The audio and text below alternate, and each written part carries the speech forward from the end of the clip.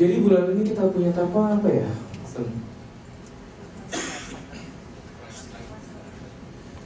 Restlike karakter.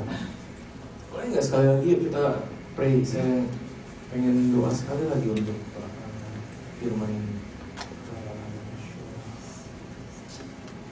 Tuhan, terima kasih Tuhan, Kau sudah mengumpulkan kami ya Bapa. Terima kasih Bapa, saat ini kami mau buka hati kami. Kami mau buka telinga kami dan kami mau mendengar Tuhan apa yang Kau ingin sampaikan Tuhan pada kami yang masih muda ini ya Bapa. Terima kasih ya Bapa, bimbingan-Mu kami ikuti Tuhan. Di dalam nama Yesus kami berucap syukur. Haleluya. Amin. Nah,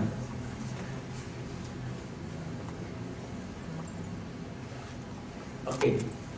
Kita bulan ini kita berbicara tentang karakter Kristus. Karakter yang seperti Kristus. Dan kemarin minggu lalu Sensen kalau nggak salah bahas tentang kejujuran.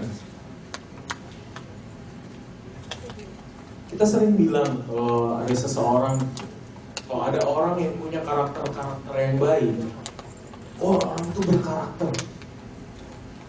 Padahal karakter itu kan ada baik dan buruk. Tapi kalau ada orang yang punya karakternya baik ya, orang dunia tuh sering bilang, oh orang itu berkarakter. Nah, saya coba-coba cari di Alkitab tuh ada nggak? Ternyata di Alkitab nggak pernah satu kali pun kata karakter itu disebut, nggak pernah. Tapi kalau Tuhan menyebut seseorang itu memiliki karakter-karakter yang Tuhan suka, yang Tuhan inginkan, orang itu akan disebut sebagai orang yang benar. Halo, sekali lagi, kalau Tuhan menemukan seseorang yang dia suka dengan karakternya, yang bertindak menurut cara yang Tuhan inginkan, maka Tuhan akan sebut orang itu sebagai orang yang benar. Jadi kita akan bahas banyak tentang itu. Kita akan buka pertama kali di Mazmur 92 ayat 13. Saya minta yang di belakangnya agak siap kali ini karena saya nggak biasanya saya kasih ayat-ayatnya ke belakang dulu, tapi kali ini tidak. Jadi mereka akan. Jadi di Mazmur 92 ayat 13. Mari kita buka. Orang benar akan bertunas seperti pohon korma dan akan tumbuh subur seperti pohon aras di Libanon. Dan kita lihat juga di sini gue nggak tulis ya. Oke, kita lihat di sini kalau orang benar akan bertunas seperti pohon korma dan akan tumbuh subur seperti pohon aras di Libanon. Mereka yang ditanam di bait Tuhan akan bertunas di pelataran Allah kita. Sekedar pemberitahuan saja, dua pohon ini memang adalah pohon-pohon yang ada di dalam bait Allah. Bait Allah itu sekelilingnya itu ditanamin pakai pohon. Kalau di sini terjemahan bahasa Indonesianya pohon korma, kalau di bahasa Inggrisnya pohon palem, pohon kelapa, pohon palem. Nah, mereka ditanam di sekeliling bait Allah, ditanam di pelataran bait Allah, itu pohon korma. Sedangkan pohon aras adalah kayunya yang dipakai untuk membangun bait Allah. Makanya ayat ini disebut di sini. Kelebihannya apa sih? Selain dua hal itu, kenapa Tuhan pilih dua pohon ini untuk disebut sebagai orang, menggambarkan tentang orang benar? Apa sih enaknya jadi orang benar? Kalau kita lihat di sini ya, pohon korma itu ada pohon korma dengan pohon aras, mereka tumbuhnya dua tempat yang berbeda. Saudara tahu kan pohon palem, pohon kelapa, pohon korma, bentuknya sama. Yang pernah ke pantai pasti udah bisa menggambarkan. Bedanya dengan pohon aras itu cedar itu ada di Libanon. Libanon itu tempat tinggi bersalju. Beda banget sama pohon korma yang di pantai. Tapi kenapa Tuhan mengambil dua pohon yang sangat jauh berbeda ini ke dalam satu ayat? Persamaannya di mana? Persamaannya ialah dua pohon ini adalah pohon-pohon yang tumbuh di lingkungan yang ekstrim. Pada saat pemazmur berkata tentang pohon korma, karena kan lingkungannya memang banyak padang pasir. Pohon palem, sorry itu. Pada saat pemazmur berbicara tentang pohon palem ini, lingkungannya banyak padang pasir. Dan mereka kalau misalkan mereka yang merupakan mereka berjalan di padang pasir, bawa unta lah, bawa apalah, mereka akan sangat menanti-nantikan untuk ketemu yang namanya pohon korma ini, itu pohon palem ini. Karena pohon korma adalah petunjuk adanya air di dekat situ. Kalau musafir, orang yang berjalan di padang pasir, kalau mereka sangat butuh, karena petunjuk adanya oasis, petunjuk adanya mata air di padang pasir itu. Gak jauh dari situ akan ada pohon korma. Nah, kelebihannya apa? Pohon korma lingkungannya ekstrim di padang pasir. Oke? Bukan cuman keringnya gak ketulungan padang pasir, gak bisa ketemu air. Kalau saudara nggak tahu, setahun sekali belum tentu hujan di padang pasir. Jadi kalau saudara nyasar di situ, berdoalah saudara menemukan pohon korma. Karena saudara akan bertemu air dan bertemu makanan. Kalau saudara nggak ketemu pohon korma, ya, kita akan bertemu nanti di atas sana. Nah, kelebihannya apa? Selain pohon korma penunjuk adanya kehidupan.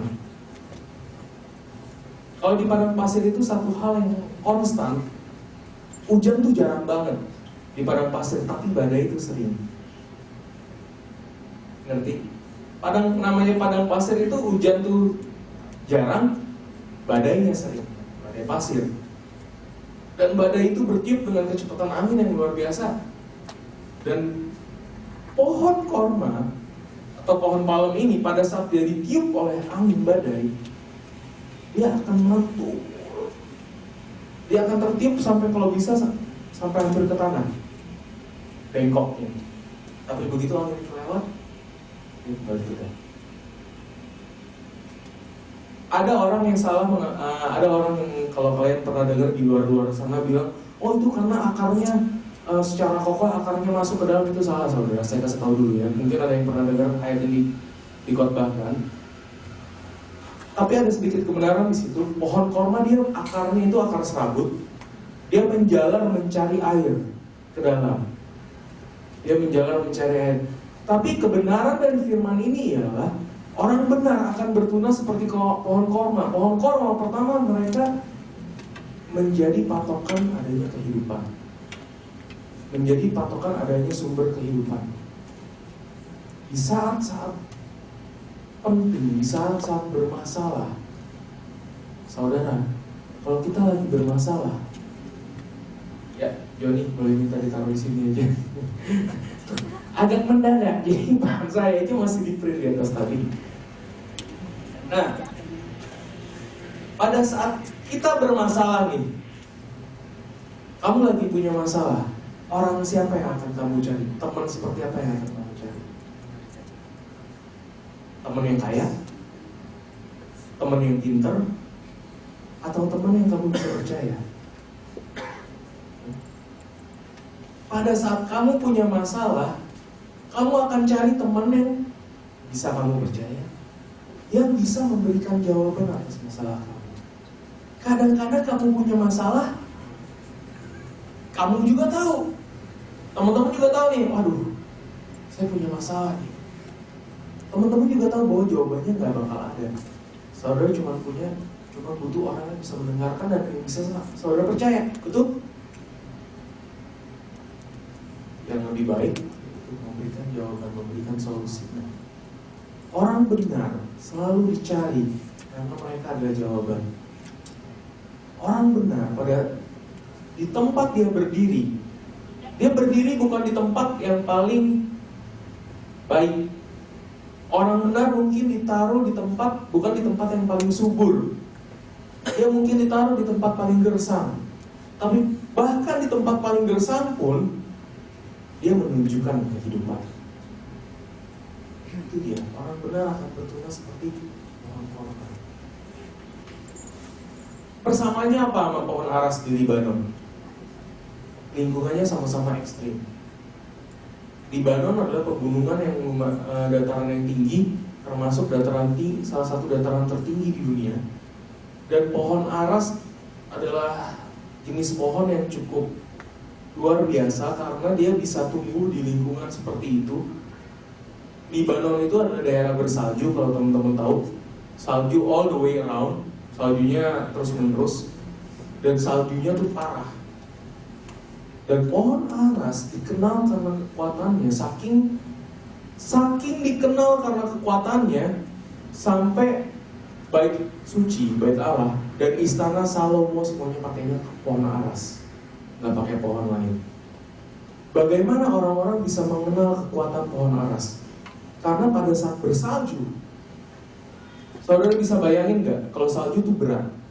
Pohon aras tuh cabangnya gede-gede, saudara. Dan dia kalau turun salju, salju akan bertumpuk-tumpuk di atas cabangnya. Yang menakjubkan adalah cabangnya tidak patah. Kalau sampai dia harus bengkok, dia akan bengkok sampai ke tanah, cabang itu. Tapi dia tidak patah.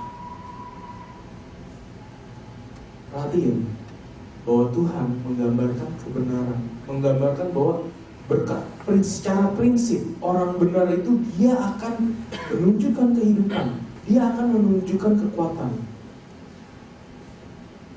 Tuhan tidak akan melindungi orang benar. Tuhan tidak akan melindungi saudara kalau saudara menjadi orang yang benar. Dia tidak akan melindungi engkau dari segala masalah. Tapi Tuhan berjanji apa di sini? Kamu orang benar, kamu akan bertunas seperti pohon korma. Gak peduli angin seperti apa yang menerpa kamu gak akan roboh, kamu gak akan patah.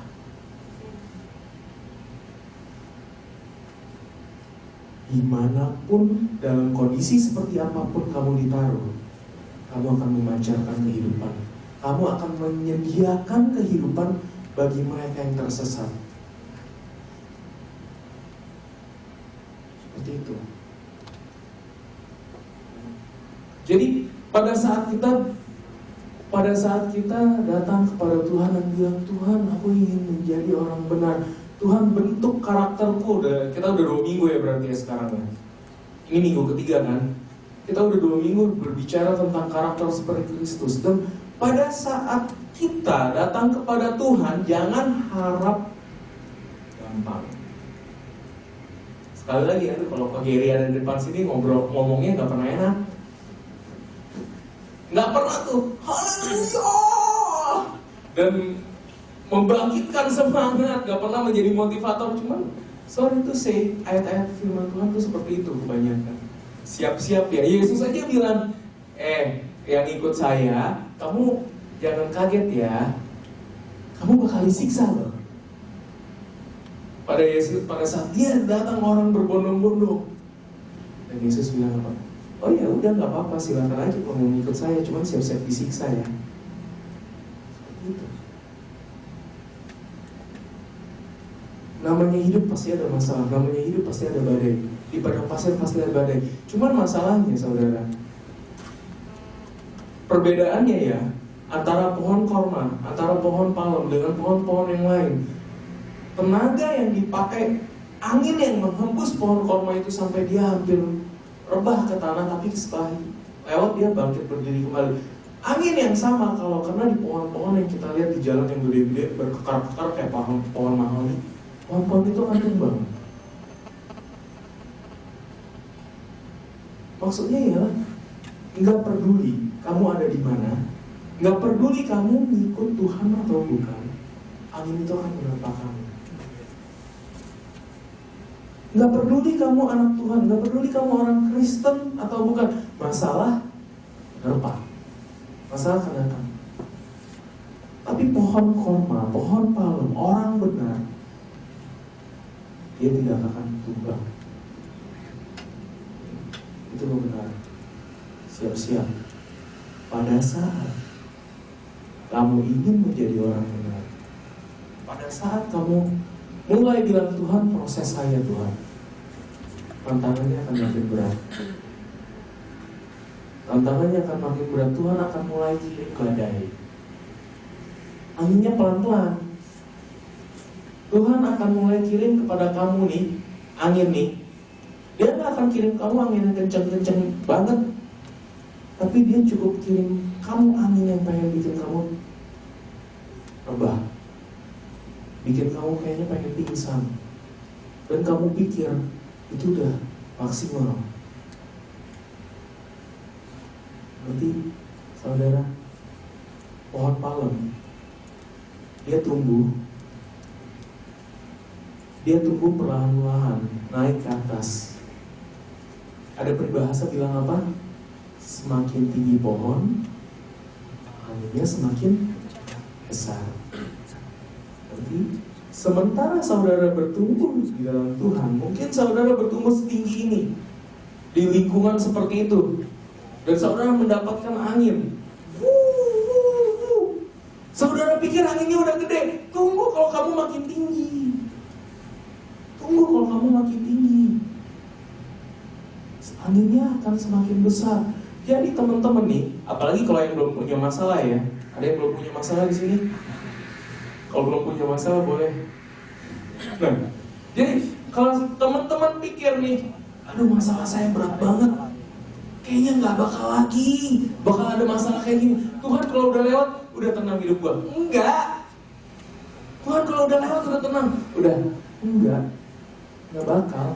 Udah lewat akan ada masalah baru yang akan lebih besar lagi dari itu. Karena semakin tinggi pohon, anginnya akan semakin besar. Siap-siap.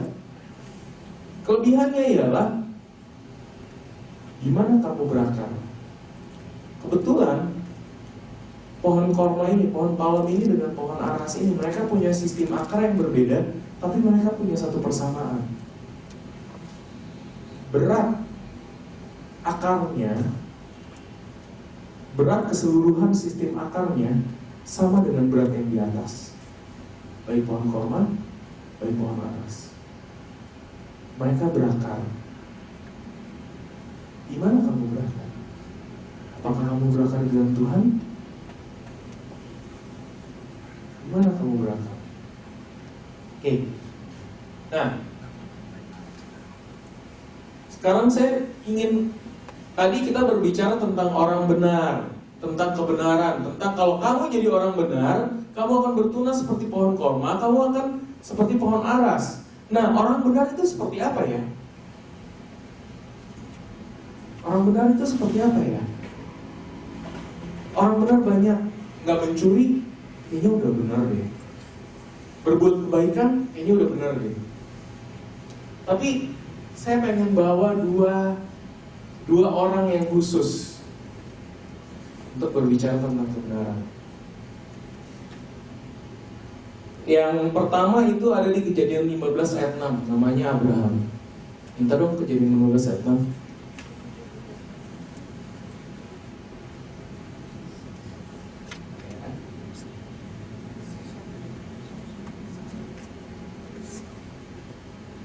Lalu percayalah Abraham kepada Tuhan, maka Tuhan memperhitungkan hal itu kepadanya sebagai kebenaran. Yang pertama, orang yang benar menurut Alkitab adalah orang yang percaya kepada Tuhan, orang yang beriman kepada Tuhan. Saudara bisa lihat juga di Ibrani 11. Nggak usah dibuka dulu. Di Ibrani 11, kalau saudara baca, Ibrani 11 adalah pasal iman. Dan di situ akan saudara lihat bahwa kepada setiap orang di dalam pasal iman tersebut, di dalam Ibrani 11, Tuhan memperhitungkan mereka sebagai orang benar. Jadi yang pertama, orang benar adalah orang yang percaya kepada Tuhan. Oh bagus dong kok. Tadi ngomongnya kan jadi orang Kristen kan susah ya, siap-siap dengan masalah. Tapi ternyata untuk mendapatkan berkat orang benar gampang, cukup percaya aja sama Tuhan. Ya, sebenarnya percayanya gampang ya. Kamu pikir? Tahu nggak? Kata percaya di sini. Kata percaya di sini bahasa Ibraninya emun, yang bahasa Arabnya yang diambil ke bahasa Indonesia adalah iman. Oke, percaya itu iman. Tapi baik itu di bahasa Ibrani maupun di bahasa Yunani, kata iman juga dipakai untuk satu kata lagi, kesetiaan. Halo, teman-teman, sorry, saya tahu ini udah sore. Kata yang dipakai oleh Tuhan untuk menggambarkan tentang iman, untuk mengatakan iman, percaya, dipakai juga untuk kesetiaan. Baik orang Ibrani maupun orang Yunani, mereka tahu bahwa percaya dan iman itu satu. Mereka tahu percaya, iman, dan kesetiaan itu satu. Maksudnya apa? Kalau kamu ngomong, kamu percaya, kenapa sih kamu percaya sama Tuhan? Kenapa sih kamu percaya sama Tuhan? Kamu percaya kenapa? Karena Tuhan itu luar biasa, karena Tuhan itu hebat. Kenapa? Orang Ibrani tahu bahwa mereka percaya kepada Tuhan karena Tuhan itu setia. Tuhan itu setia pada kata-katanya. Tuhan gak akan pernah mengingkari apa yang dia katakan. God is the man of his own word. Tuhan adalah orang yang memegang janjinya. Itu pertama yang mereka percaya. Mereka percaya bahwa Tuhan itu tidak akan pernah meninggalkan mereka. Mereka percaya bahwa Allah pasti akan menjawab mereka. Mereka percaya pada kesetiaan Tuhan. Dan kalau mereka percaya kepada Tuhan, mereka harus setia kepada Tuhan. Kalau tidak, mereka bukan orang. Kalau tidak, iman mereka itu palsu. Iman yang sejati ditentukan oleh kesetiaan kita kepada Tuhan. Jadi, nomor satu, untuk kita menjadi orang benar, sekali lagi, kita berbicara tentang karakter. Dan pada saat kita lihat karakter yang Tuhan cari, kalau Tuhan suka pada seseorang, karakternya bagus, dia pasti cari itu. Dia pasti menyatakan orang itu benar. Dan satu cara kita dinyatakan sebagai orang benar adalah kita beriman. Dan iman sama dengan kesetiaan. Nah, iman berbicara tentang kesetiaan. Cepet amat. Enggak, gue ngeliat jam, tau-tau udah jam 6 kurang. Kayaknya gue ngomong baru bentar deh. Rasa deh, yang gitu, ger, cepetan dong. Nah, kita lihat. Kalau kita lihat tadi yang di Mazmur ya, nggak usah balik lagi ke situ. Kita lihat yang di Mazmur itu bahwa dan bahannya aja belum dibagi. Oke, nggak apa-apa. Tenang aja, gue bakal cepat. Kita selesai nomor 15, semoga. Nah, kita lihat yang di Mazmur bahwa orang benar itu akan tumbuh. Orang benar itu akan tumbuh seperti pohon. Oh, sorry, satu lagi. Orangnya ada dua deh, yang musisi bawa-bawa, bukan cuma Abraham. Sorry. Nah, ada satu lagi. Maaf ya, sedikit interaktif nggak apa-apa kan?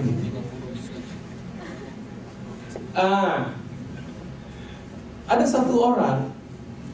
Ini agak sedikit. Orang ini istimewa, jarang disebut. Orang ini di Alkitab itu istimewa dan dia jarang disebut di Alkitab. Dia di khotbah, dia jarang disebut di khotbah. Dia adalah orang tua Yesus.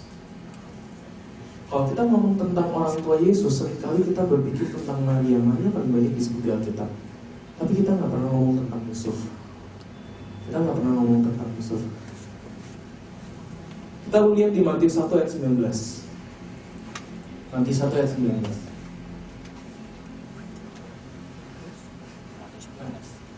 Ini berbicara tentang pada saat Maria hamil sebelum pernikahannya diresmikan, dan Yusuf tahu, tiba-tiba Yusuf tahu bahwa Maria udah hamil, dan dia juga karena dia adalah suami Maria, calon suami Maria, dia tahu dong bahwa bukan dia yang bertanggung jawab di sana. Dia nggak ikut-ikutan. Jadi ini bayinya siapa kan?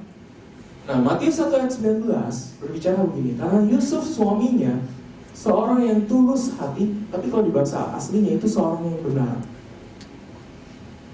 Karena Yusuf suaminya seorang yang tulus hati, dia adalah orang yang benar di bahasa aslinya, dan tidak mau mencemarkan nama istrinya di muka umum. Ia bermaksud menceraikannya dengan diam-diam. Oke. Kalau di bahasa Inggrisnya dia just, bahasa KJV-nya dia just, dia adalah seseorang yang adil, seseorang yang benar. Kenapa saya bawa Yusuf ke hadapan saudara-saudara? Pertama, di sini nggak ada orang lain yang ngomong tentang kebenarannya Yusuf. Nggak ada tetangga-tetangga Yusuf yang ngomong kalau Yusuf itu orang benar. Yang ngomong siapa? Tuhan, Alkitab sendiri. Ngerti nggak? Kenapa Yusuf benar? Gua nggak tahu. Saya nggak ngerti. Pokoknya Tuhan nggak tahu benar. Tapi apa yang dilakukannya? Apa yang dilakukan oleh Yusuf? Apa yang dilakukan oleh Yusuf? Dia mendengar Maria hamil. Saudara tahu nggak? Sebagai seorang pria di abad tahun itu tahun kuda, benar-benar tahun kuda, gitu, benar-benar tahun kuda masih menjadi raja transportasi. Di abad itu, di zaman itu, kalau seorang Ibrani tiba-tiba istrinya hamil di luar nikah, itu adalah satu kerugian besar buat dia. Dia akan dipermalukan luar biasa, nomor satu, dan dia akan dirugikan luar biasa. Kalau yang ngikutin TV itu udah tahu nih, kalau kita masuk ke dalam satu pernikahan di dalam orang Yahudi, mereka itu kontrak. Mereka benar-benar bikin kontrak, dan bukan cuma semacam kayak janji nikah saja, tapi benar-benar mereka bikin surat kontraknya. Saya yang bertanda tangan di bawah ini pihak satu, pihak kedua. Bahkan sampai ada jaminannya, cowoknya tuh ngasih duit. Ya, orang Yahudi seperti itu. Cowoknya ngasih duit ke pihak ceweknya. Nih, lo pegang. Kalau sampai ada apa-apa, duitnya lo balikin. Gitu. Nah, seperti itu, gitu. Jadi yang merugikan buat Yusuf adalah dia itu sudah dirugikan luar biasa. Dia dipermalukan luar biasa. Kita sering menganggap kebenaran kita itu kalau kita tidak berbuat salah. Nomor satu. Oke. Nomor dua, kita sering menganggap kalau kita benar, kita punya hak tertentu. Betul? Saudara udah benar. Saudara sebagai pelanggan yang baik di restoran, tiba-tiba pelayannya yang nggak benar, marah-marah nggak? Makanan nggak datang 2 jam. Ini kejadian kan waktu itu, mungkin Mary masih ingat. Saya marah-marah saudara. Saya belum benar. Benar, saya belum benar. Nah, bayangin aja makanan nggak datang 1,5 jam gitu, gimana rasanya ya kan? Nah, tapi ngerti ya? Pada saat kita berada di pihak yang benar, pada saat kita berada di pihak yang benar, kita berada di pihak yang dirugikan. Kita merasa kita pengen mendapatkan ganti rugi. Betul? Wajar ya, jadi orang itu wajar. Kalau kita benar dan kita dirugikan, kita pengen ganti rugi, betul? Tapi apa yang Yusuf lakukan? Karena dia adalah seorang yang benar dan tidak mau mencemarkan nama istrinya di muka umum, dia bermaksud menceraikannya dengan diam-diam. Kamu tahu nggak maksudnya apa? Pada saat dia ngomong begini, Yusuf bilang apa? Yang Yusuf maksud di dalam hatinya apa? Kalau orang Yahudi saat itu mereka menikah, mereka belum langsung menikah. Mereka akan mengadakan satu prosesi semacam pertunangan, di mana pria akan memberikan cawan dan wanita akan, kalau dia mau menerima suaminya, dia akan menerima dan meminum dari cawan itu. Setelah dia minum dari cawan itu, cowoknya itu akan balik ke rumah bapaknya. Dia akan bilang, aku akan pergi ke rumah bapakku, aku akan menyediakan tempat bagimu. Setelah itu dia akan balik ke rumah bapaknya, dan dia akan mulai. Rumah Ibrani waktu itu, rumahnya itu satu rumah, banyak kamar. Kalau tiba-tiba ada anggota baru akan bergabung di dalam rumah tersebut, mereka akan bikin kamar baru di sebelahnya. Jadi kalau kamu pernah melihat rumah orang yang rumah di daerah Timur Tengah yang masih orisinil, itu bentuknya tuh kotak sebelah. Nah, jadi kalau si cowok dia udah diterima oleh ceweknya, dia akan, oh ya udah, good, puji Tuhan, haleluya, saya akan kembali ke rumah Bapak, saya akan membangun kamar, membangun tempat bagi kita, bagi kamu suami istriku untuk tinggal bersama saya. Dia akan kembali dan dia sendiri nggak akan tahu berapa lama dia akan bangun tempat itu. Jadi dia akan mulai membangun rumahnya, yang ngawasin siapa? Bapaknya. Makanya istrinya akan nanya, calon istrinya akan nanya nih, setelah dia terima, mereka saat itu udah dianggap sebagai suami istri. Saat itu mereka sudah dianggap sebagai suami istri, tapi mereka belum boleh berhubungan badan. Mereka belum boleh. Tapi mereka udah di-take, kalau kita ngomong udah ada capnya. Ini udah punya si itu gitu kan. Si istri akan bertanya, terus sampai kapan saya mesti nunggu? Suami akan bilang, saya nggak tahu waktunya, cuman bapak yang tahu, cuman papa yang tahu. Bapak. Kenapa cuman bapak yang tahu? Kamu tahu kan, apalagi cowok-cowok di sini. Kalau kamu punya pacar, kamu udah siap married, tinggal bikin rumah aja nih, kamu akan bikin cepatnya. Tuh. Kalau bisa sehari semalam, kayak siapa tuh namanya Sangkur yang sehari semalam jadi itu kamar. Betul? Tapi enggak, saudara. Yang ngawasin, yang nentuin itu kamar layak tinggal atau enggak tuh bapaknya. Kenapa? Bapaknya udah enggak buru-buru lagi. Bapaknya udah tinggi juga. Ini kamu pakai apa? Kamu pakai bukan tanah yang bagus nih. Kamu pakai jerami nih. Ini mah ada hujan juga roboh. Enggak, ulang. Jadi si pria ini, dia nggak bisa menjemput istrinya sampai rumah itu selesai, sampai bapaknya bilang cukup, bagus, udah kamu boleh jemput. Nah, kamu bayangin kondisi Yusuf. Maria udah terima cawannya dari dia, Maria udah terima minuman itu, dia udah terima. Yusuf tahu beres dong. Oh, berarti beres dong, tinggal nunggu janjinya dia aja. Kan cuma nunggu paling setahun 2 tahun, gak lama, setahun 2 tahun doang. Nah, udah dia pulang ke rumah bapaknya, dan dia mulai membangun rumah. Bikin perlu modal nggak? Modal tenaga, saudara, modal uang, modal material kan. Di tengah-tengah dia lagi bikin kamar itu, dia dengar kabar, istri lu kok udah hamil? Lu kasih makan apa? Ya kan, nah tuh, di tengah-tengah. Saudara bisa bayangin gak nah ini kalau cowok sih harusnya bisa lebih relate ya. Kamu pacaran sama seseorang cewek, tiba-tiba dia udah melendung. Padahal kamu tahu kamu belum apa-apain dia, disuntik belum, dia apa-apain belum. Tahu udah melendung, gimana caranya Tuhan? Ya toh? Itu baru pacaran loh. Zaman dulu mereka pada saat yang Yusuf lakukan, semua orang di lingkungannya udah tahu dia akan menikah, karena dia udah bikin kamar baru. Bukan cuma itu, dia juga udah keluar uang, dia juga udah keluar tenaga buat bikin kamar itu. Dia nggak bisa, dia mesti bikin sendiri kamar itu. Tiba-tiba dia dengar, ini cewek udah hamil. Zaman itu, kalau dia ada seorang yang benar dan dalam posisi dirugikan, tindakan yang wajar adalah, saya tidak bertanggung jawab, dia adalah perempuan sundal, Dan kamu tahu apa hukuman bagi perempuan sundal?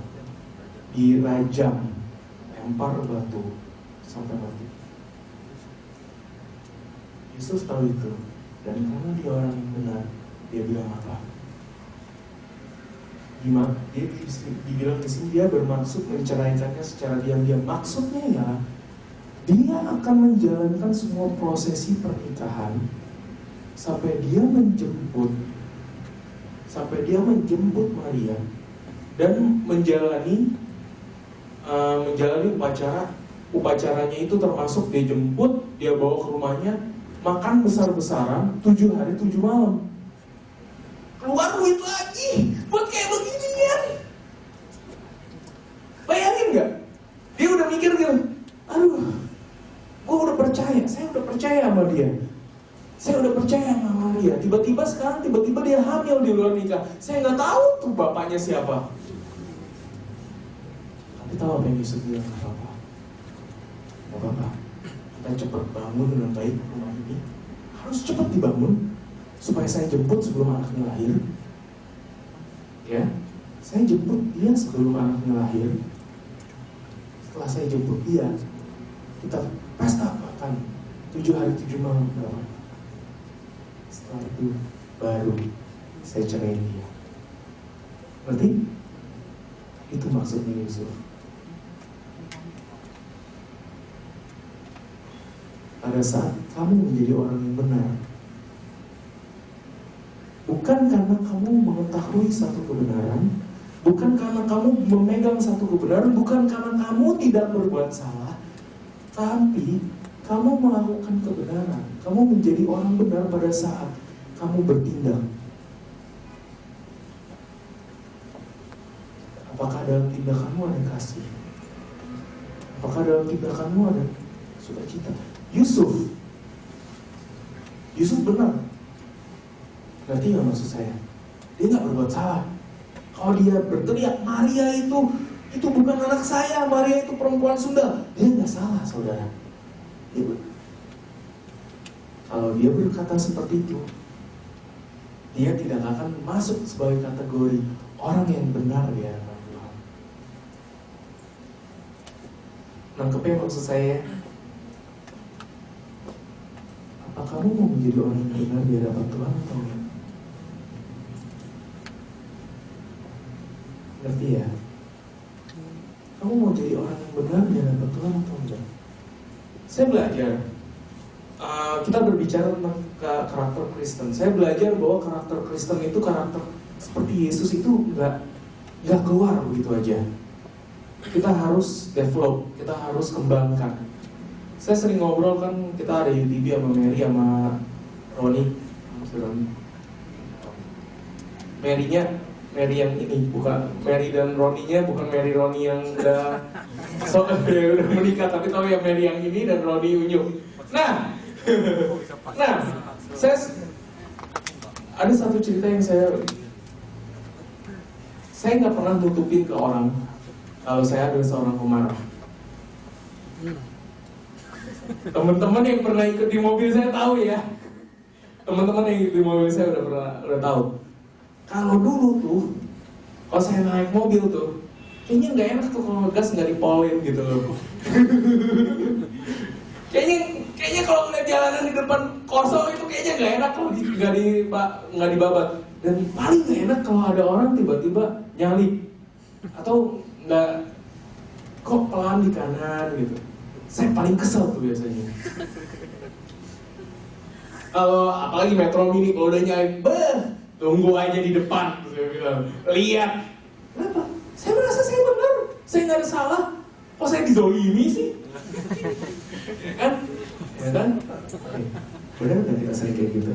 Saya benar loh, saya nggak punya salah. Kok kamu zolimi saya? Kok kamu bikin salah ke saya? Ayo hitung-hitungan, ayo, kamu harus bayar. Dan Tuhan mulai ajarkan saya, lo kalau kayak begini terus lo gak bakal masuk surga. Harus berubah. Jadi ya udah, saya bilang ya udah Tuhan bantu ya. Dan Tuhan mulai berikan saya satu cara pandang yang baru. Tuhan mulai kasih tahu saya begini aja. Mulai sekarang, kalau kamu lagi nyetir, Anggap semua orang yang ada di jalanan itu, mau naik motor, mau naik mobil, mau naik angkot, bajai, metro mini, haleluya. Anggap mereka sebagai teman kamu. Benar kan? Temen, kamu kan punya teman yang jahat juga kan? Kamu juga punya teman yang brengsek, kamu tahu dong. Jadi maksudnya saya, kalau kamu anggap teman bukan berarti kamu traktir dia, kamu apa-apain dia, enggak. Tapi anggap sebagai teman kamu. Oh ya udah. Mulai saya mikir, saya anggap mereka sebagai teman saya. Dan tiba-tiba saya diselip oleh teman saya. Haleluya. Karena saya kenal Kak, karena kamu adalah teman saya. Ini Tuhan mulai bentuk saya. Tuhan mulai rubah saya dari situ. Saya mulai belajar. Seperti itu saudara. Kamu mau jadi orang benar, kamu harus mulai berubah. Kamu mau menjadi orang yang benar di hadapan Tuhan, kamu mau mendapatkan berkat kekuatan itu, kamu harus mulai berubah. Kamu harus mulai jangan lagi melihat bahwa saya ini orang yang saya nggak berbuat salah. Saya nggak berbuat salah. Kok kamu jahat sih? Ih, kamu gitu deh. Bayar. Gak boleh kayak gitu. Udah saatnya sebagai orang yang benar. Udah saatnya. Pada saat seseorang berbuat salah kepada kita berbuat baik kepada dia. Firman Tuhan bilang begini, saya nggak catat di situ, dan kalau mesti dicari lama lagi. Saya udah selesai. Puji Tuhan. Jadi barang-barang itu saya nggak pakai semua. Soalnya kalau dipakai mau 1 jam lagi. Saya udah selesainya. Ini. Firman Tuhan bilang begini, Yesus pernah bilang begini. Apapun yang kamu ingin orang lakukan pada kamu, apapun yang kamu ingin orang perbuat pada kamu, perbuatlah itu kepada mereka. Betul? Itu adalah isi dari kitab para nabi. Seluruh hukum Taurat dan kitab para nabi, itulah inti dari seluruh hukum Taurat dan kitab para nabi. Itulah inti dari hukum Tuhan. Apa yang kamu ingin orang perbuat kepada kamu, kamu perbuatlah itu kepada mereka. Betul? Jadi kalau kamu pengen orang berbuat baik kepada kamu berbuat baik dulu kepada mereka. Tapi saya kasih tahu sekarang, teman-teman, itu belum semuanya. Yesus bilang, apapun yang kamu ingin orang perbuat kepada kamu perbuat dulu kepada mereka. Itu adalah isi dari kitab para nabi, kitab hukum Taurat dan kitab para nabi. Kalau kamu buka Alkitab sekarang, yang Yesus maksud tentang hukum Taurat dan kitab para nabi, itu di mana? Alkitab itu ada 2 perjanjian lama, perjanjian baru. Kitab hukum Taurat dan kitab para nabi itu ada di perjanjian lama. Jadi maksud Yesus, kalau kamu pikir kamu sudah melakukan semuanya, nah itu dia. Terima kasih yang di belakang. Nah, kalau kamu pikir kamu mau nih orang ngasih teh manis ke kamu kasih dulu teh manis ke mereka, bagus. Tapi itu di perjanjian lama. Perjanjian baru, apa perjanjian baru? Kalau orang tanpa dipikir, kasih pikiran. Kalau orang paksa kamu buat berjalan 1 mil, berjalanlah 2 mil. Itulah kebenaran. Itulah menjadi orang yang benar. Itulah menjadi orang yang hidup di perjanjian baru. Itulah menjadi orang yang hidup di dalam hukum Tuhan di perjanjian baru. Itulah yang menjadi orang yang hidup di dalam kasih. Segala sesuatu yang kalau perjanjian lama berkata segala sesuatu yang kamu kehendaki supaya orang perbuat kepadamu, perbuatlah demikian juga kepada mereka. Perjanjian lama bilang apa? Segala sesuatu yang kamu ingin Tuhan buat kepada kamu, perbuatlah demikian kepada sesama manusia. Itulah kebenaran. Oke, saudara, kamu mau bikin bikin, kamu ngomong karakter seperti apa, kamu mau ngomong kamu punya sifat baik seperti apa, kalau itu nggak muncul di perbuatan, nggak ada gunanya. Oke, saya sudah selesai. Sekali lagi, orang benar akan bertunas seperti pohon korma. Oh, dia akan bertunas seperti pohon korma, dan dia akan tumbuh seperti pohon aras di Libanon.